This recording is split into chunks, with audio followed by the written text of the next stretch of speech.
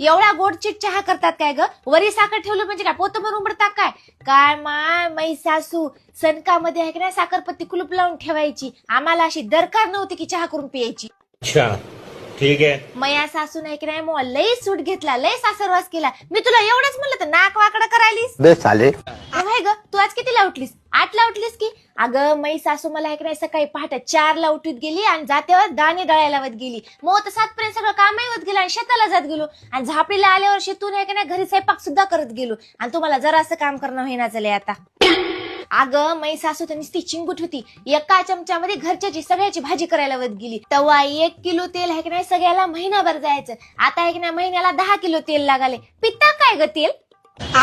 आजकालच्या सुनाला जरासं काय म्हणायचं राहिलं नाही. जरा असं काय म्हणलं मी काय केलो असं उलट बोलायला आता. आणि आमच्या सासूपुढी जराशी बोलायची सुद्धा ताकद नव्हती. थर कापत गेले आम्ही.